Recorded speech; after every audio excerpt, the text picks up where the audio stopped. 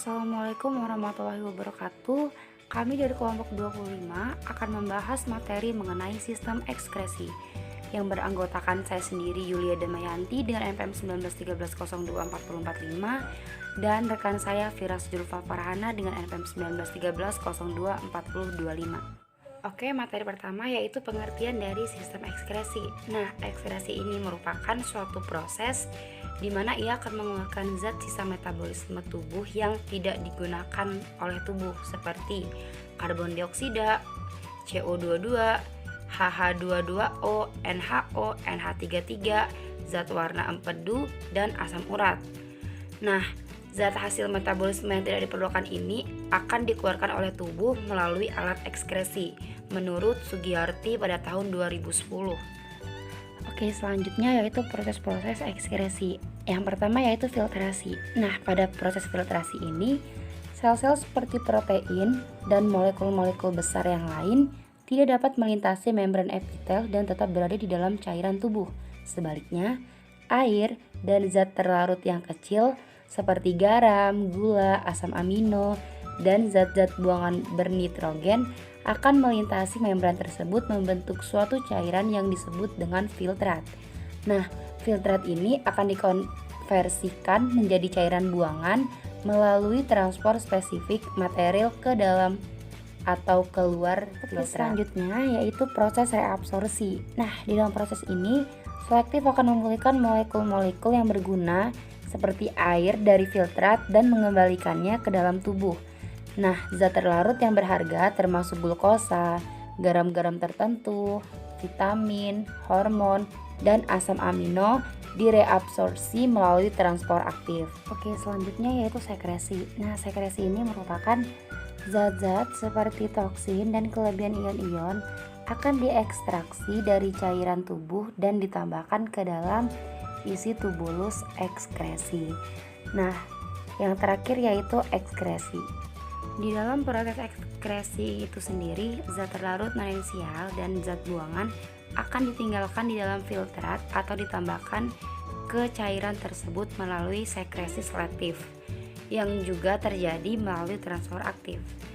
Pemompaan berbagai zat terlarut itu akan menyesuaikan pergerakan dari osmotik air ke dalam atau keluar dari filtrat.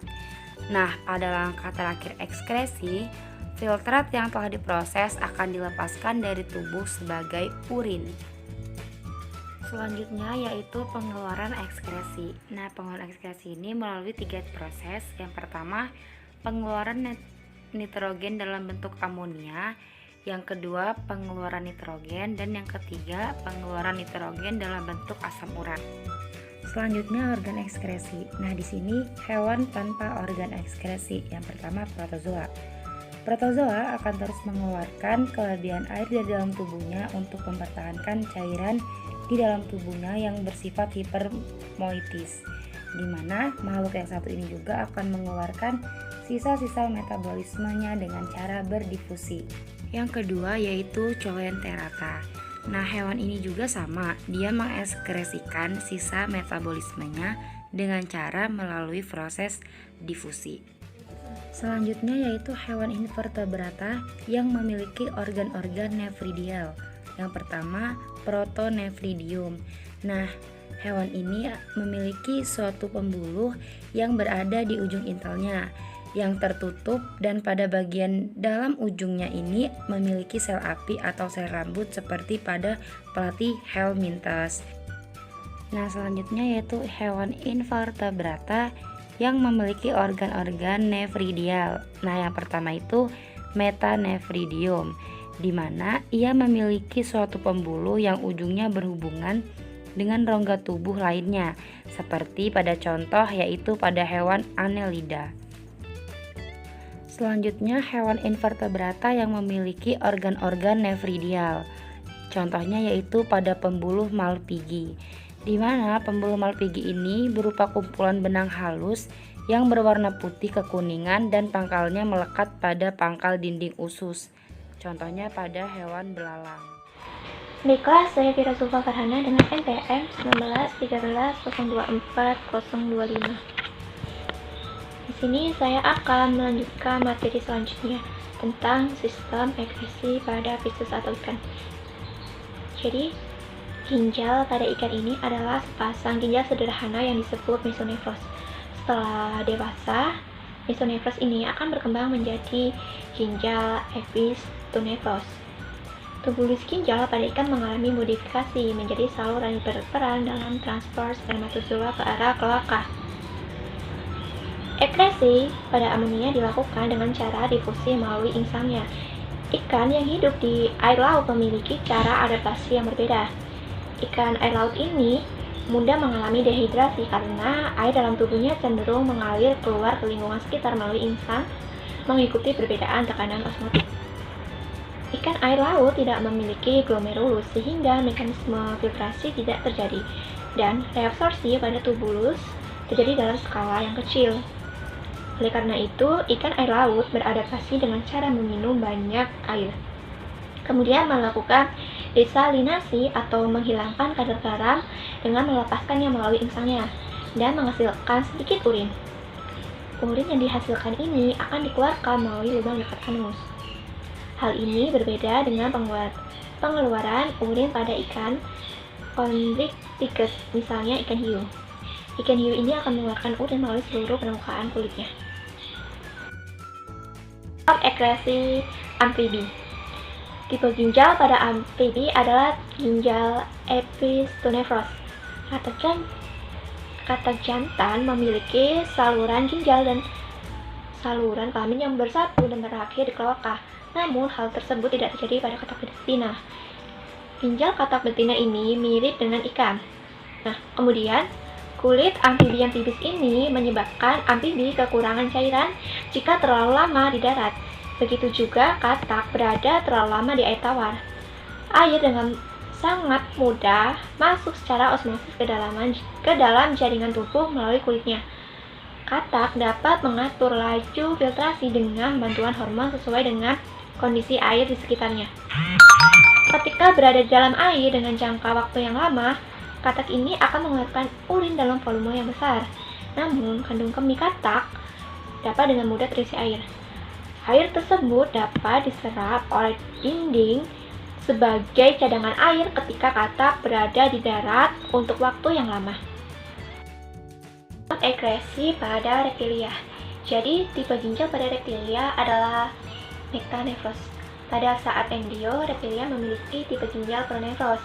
Kemudian, pada saat dewasa menjadi mesonefros hingga berubah menjadi metanefros. Hasil ekresi pada reptilia adalah asam urat. Nah, asam urat pada reptilia ini tidak terlalu toksik jika dibandingkan dengan asam urat yang dihasilkan oleh mamalia. Asam urat dapat diekresikan tanpa disertai air dalam volume yang besar. Asam urat tersebut dapat diekresikan dalam bentuk pasta berwarna putih. Beberapa jenis reptilia juga menghasilkan amonia, misalnya pada buaya dan kura-kura. Penyu yang hidup di lautan memiliki kelenjar ekresi untuk mengeluarkan garam yang dikandung dalam tubuhnya. Muara kelenjar ini adalah di dekat dengan mata. Hasil ekresi yang dihasilkan berupa air yang mengandung garam. Kemudian ketika penyu bertelur, maka penyu ini akan mengeluarkan semacam air mata. Pada ular, buaya, dan aligator ini tidak memiliki kandung kemih, sehingga asam urat yang dihasilkan ginjalnya ini keluar bersama feses melalui kloaka. Sistem ekresi pada aves. Jadi, aves ini memiliki tipe ginjal metanefros. Aves tidak memiliki kandung kemih, sehingga urin dan fesesnya bersatu dan keluar melalui lubang kloaka. Urin pada burung diekresikan dalam bentuk asam urat, sehingga proses metabolismenya berlangsung sangat cepat. Dengan demikian, sistem ekresi juga harus memiliki dinamika yang sangat tinggi. Peningkatan efektivitas ini terlihat pada jumlah nefron yang dimiliki oleh ginjal aves. Setiap 1 mm kubik ginjal burung terdapat 100-500 nefron. Jumlah tersebut hampir 100 kali lipatnya dari jumlah nefron pada manusia. Jenis aves, yaitu pada burung laut, memiliki kelenjar ekresi garam yang bermuara pada ujung matanya. Hal tersebut untuk mengimbangi pola makannya yang memangsa ikan laut dengan kadar garam yang tinggi. Sistem ekresi mamalia. Jadi sistem ekresi mamalia ini berpusat pada sepasang ginjal. Ginjal mamalia ini memiliki korteks renal di bagian luar dan medula renal di bagian dalam. Tubulus ekresi ini berukuran mikroskopis dan pembuluh darahnya ini memadati kedua wilayah tersebut. Pada bagian nefron atau satuan fungsional dari ginjal vertebrata, ini mengular bolak-balik melintasi korteks dan medula. Sebuah nefron ini terdiri dari satu tubulus tunggal yang panjang, serta sebuah bola kapiler yang disebut juga dengan glomerulus. Ujung buntu dari tubulus ini membentuk suatu pembengkakan yang berbentuk seperti cangkir. Nah, bentuk yang seperti cangkir ini disebut juga dengan kapsula Bowman yang mengelilingi glomerulus. Pemrosesan filtrat secara bertahap. Yang pertama ini, proses pemrosesan filtrat terjadi di tubulus proksimal. Nah, reabsorpsi di dalam tubulus proksimal ini sangat penting untuk pengambilan kembali ion, air, dan nutrien-nutrien berharga dari volume filtrat awal yang lebih besar. Garam di dalam filtrat ini akan berdifusi masuk ke dalam sel epitelium transport, tempat Na+ ditransfer secara aktif ke dalam cairan interstisial. Nah, transfer muatan positif yang keluar dari tubulus ini akan mendorong transport pasif Cl. Saat garam bergerak dari filter ke cairan interstisial, air akan mengikuti melalui osmosis. Garam dan air kemudian akan berdifusi dari cairan interstisial ke dalam kapiler paritubular. Kedua, saluran menurun lengkung Henle. Jadi reabsorpsi air ini berlanjut saat filtrat bergerak ke dalam saluran menurun dari lengkung Henle. Di sini banyak saluran yang dibentuk oleh protein aquaporin yang membuat epitelium transport bersifat permeabel bebas terhadap air. Sebaliknya, hampir tak ada saluran untuk garam dan zat-zat terlarut kecil lainnya, sehingga akan mengakibatkan permeabilitas zat-zat ini sangat rendah. Agar air bisa bergerak keluar, maka dari tubulus ini melalui osmosis, cairan interstisial yang merendam tubulus harus hiperosmotik terhadap nitrat.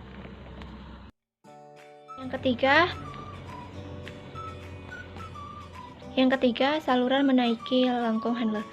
Saat filtrat mencapai ujung lengkung Henle ini, kemudian bergerak ke dalam suatu saluran menaik saat kembali ke korteks. Pergerakan NaCl dari tubulus ini akan membantu mempertahankan osmolaritas cairan interstisial di dalam medula.